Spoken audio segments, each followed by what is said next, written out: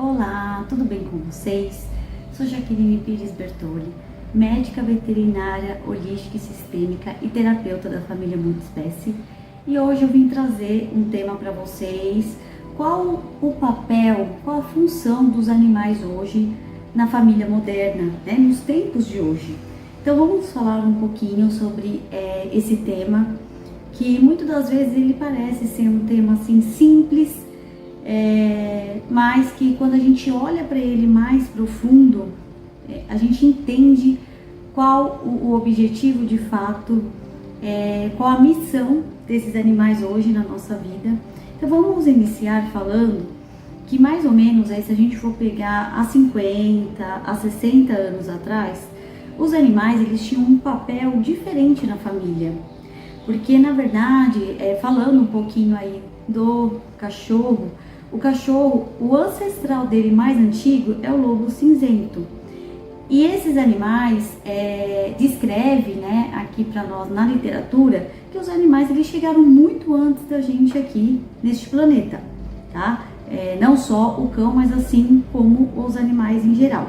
Então o cão, o ancestral dele é o lobo cinzento. E a partir disso, ao longo da nossa história, nós fomos aí aproximando desses animais, que eram lobos e selvagens, e aí por conta da questão da caça e tudo mais, aí o homem percebeu que tendo ali os lobos como uma forma de proteção, uma forma de ajudar nessa caça, porque os cachorros eles têm esse instinto de olfato muito aguçado. Então tudo isso compactuou para que fosse unificando. Então nesse momento, nesse primeiro momento, vamos dizer assim, dessa interação humana com os animais, foi dessa forma, foi algo mais funcional. Ao longo dos passar dos anos, e é claro que isso eu estou falando muito antes desses 60, 50 anos, mas isso já bem no início, e aí agora se passando nesse tempo mais atual de 50, 60 anos, os animais começaram a ser mais domesticados realmente, porém ainda com aquela função mais distanciada da família humana. Então, animais para cuidar da casa, como proteção, aqueles animais que ficavam mais ainda no quintal, não comiam uma ração específica para a espécie, para a raça, comia restos de comida. Então, ainda assim, não havia aquela junção emocional que hoje nós temos com os animais, e também essa relação ali, aquele vínculo muito próximo como nós temos hoje. Então é importante a gente entender um pouquinho dessa história para a gente começar a avaliar como tudo isso iniciou, como hoje a gente está passando por essas relações, esse vínculo que é muito grande e também que acaba adoecendo. É um amor muitas vezes que não é expandido, e sim ele é um amor que adoece. Então vamos entender um pouquinho isso, trazendo na nossa realidade de hoje o papel que esses animais têm na nossa vida moderna. Então, sabendo já sobre isso, a gente vai entendendo que esses animais que eram de quintais, esses animais que tinham essa distância emocional dessa família humana, hoje são animais que ficam dentro da casa com a gente, são animais que dormem muitas vezes na nossa cama, são animais que dividem a rotina. Hoje, se a gente for fazer um levantamento e avaliar, as pessoas estão preferindo ter animais do que filhos. Então, para vocês entenderem o quanto esse processo está sendo importante, e a gente entender também qual é o nosso lugar nesse sistema e dos animais também. Porque aí é onde a gente começa a avaliar esse lado mais aprofundado. E o que eu ouço muito as pessoas falar: é muito mais fácil conviver com um animal do que com pessoas. E de fato porque os animais eles não fazem essa projeção de volta. Quando eu falo de projetar, geralmente a gente olha no outro com as nossas experiências, com as nossas vivências que a gente tem, que a gente foi ali ao longo da nossa vida entendendo o que é certo, o que é errado, seja por criação, seja por crenças, seja por várias coisas. Então aquilo que eu vejo no outro está em mim. Isso pode ser tanto de uma forma, se falando de uma qualidade, como também falando de um defeito, né? Então aquilo que de repente me incomoda e eu vejo no outro, aquilo em algum nível está dentro de mim.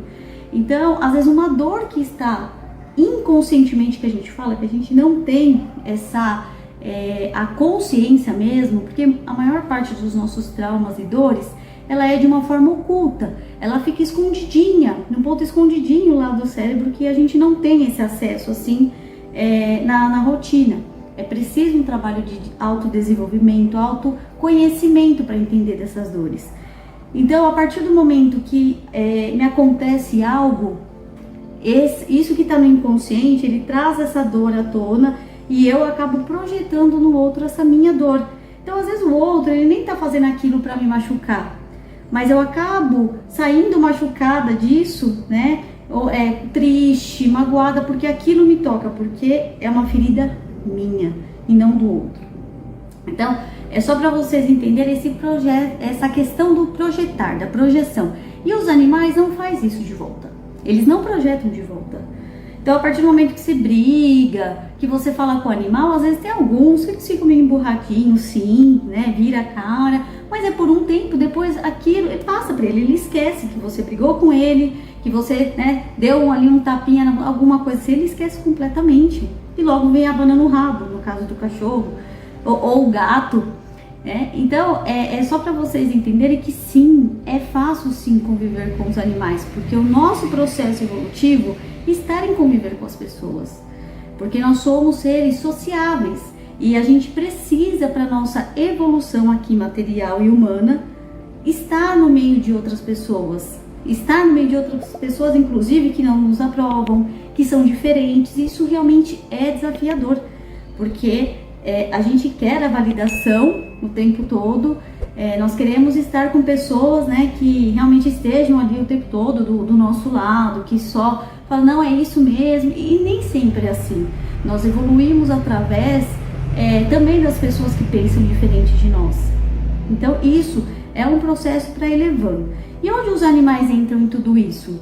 Muitas das vezes os animais entram nessa parte, na parte da expectativa que nós colocamos.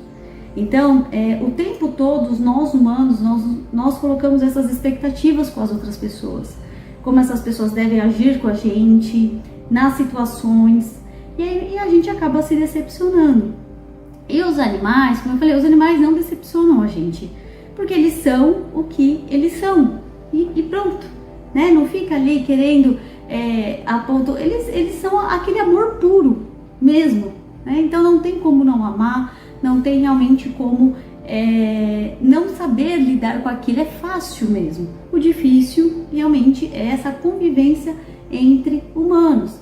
Só que aí a gente nessa posição, às vezes por conta das nossas dores, por conta dessas crenças, nós vamos nos fechando e fazendo com que esses animais apontem esses papéis. Que os animais ficam nesse lugar de suprir nossas expectativas, né? De preencher aquele transbordar emocional que na verdade eu precisaria me resolver, eu precisaria me olhar, eu precisaria resolver aquela questão com a minha família, né? Com a pessoa necessariamente que eu preciso me autoconhecer, me autodesenvolver e não colocar aquele peso do animal e suprir a minha expectativa, porque ele não projeta.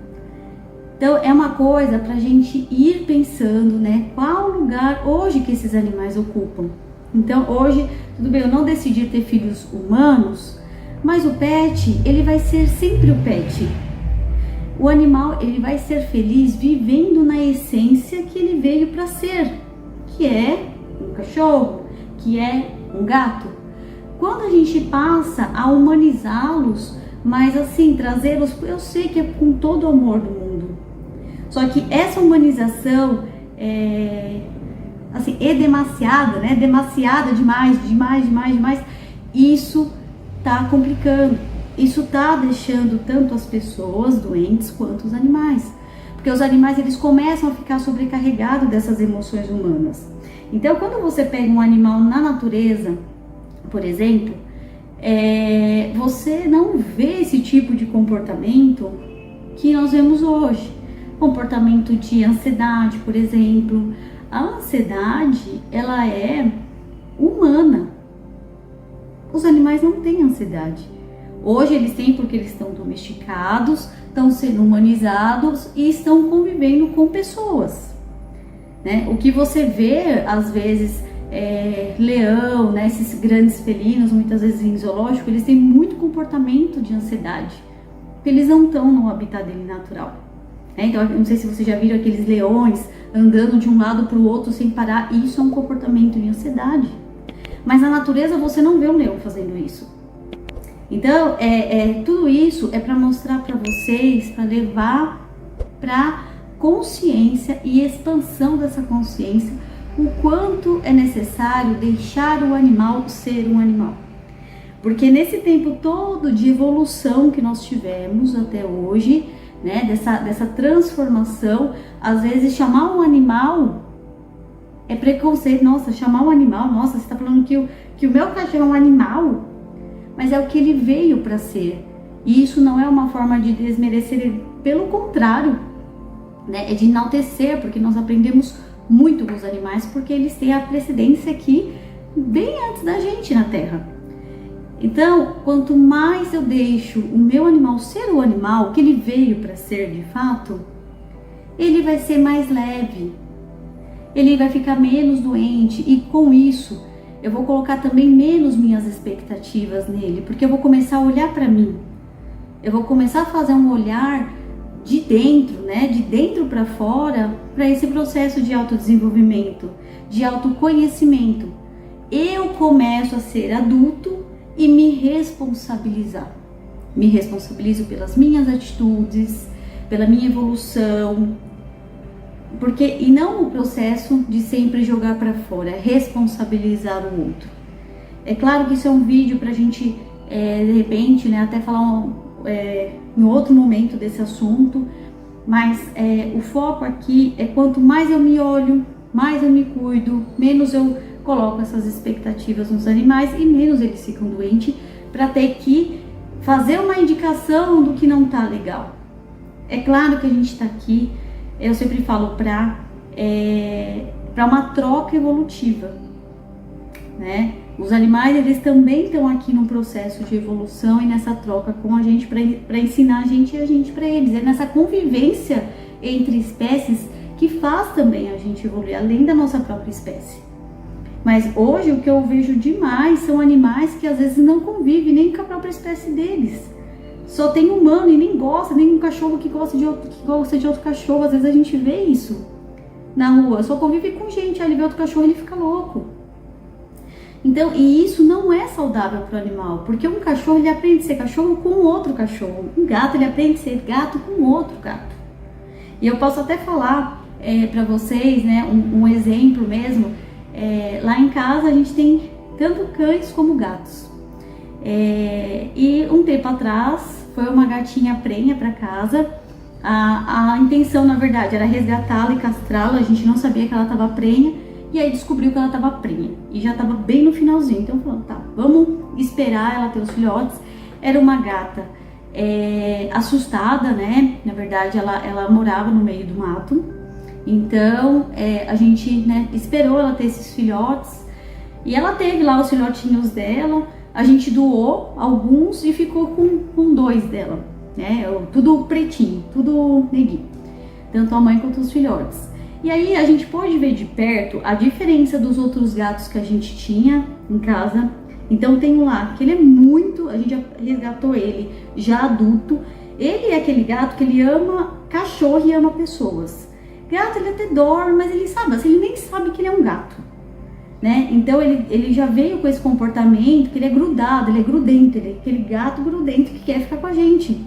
Porque ele não teve essa convivência na infância dele, que é aqueles primeiros meses, com outro gatinho, né? Provavelmente foi separado muito cedo ali da mãe, dos irmãos, não sei a história dele, como eu disse, ele já veio adulto, mas ele não teve uma convivência com outros gatos.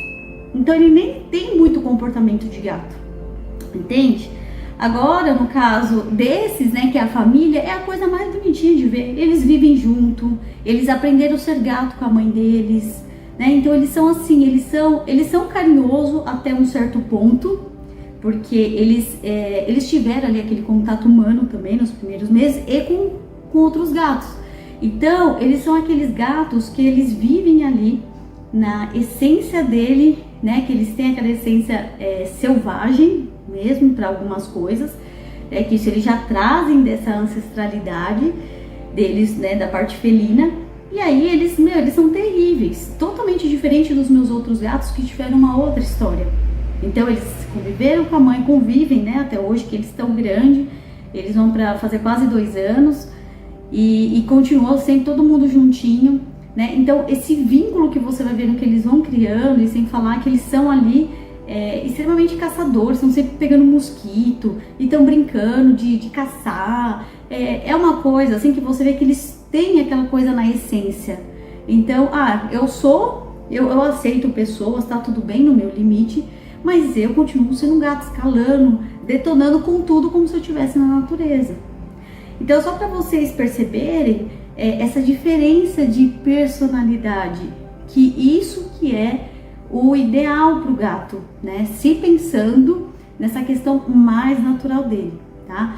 Então, eu trouxe aqui só alguns exemplos para vocês entenderem. Espero que toda essa informação tenha levado um pouquinho mais de consciência para você. E vão acompanhando aqui no canal para a gente ir conversando. Se vocês tiverem sugestões também de temas, podem deixar aqui nos comentários que eu vou fazendo o vídeo para vocês e vou ficar feliz de atender vocês, tá bom? Então, um grande beijo. Sou imensamente grata por ser um canal facilitando a consciência de animais humanos através dos animais não humanos. Com muito amor e carinho, eu sou Jaqueline Pires Bertoli, médica veterinária, holística e sistêmica e terapeuta da família multiespécie.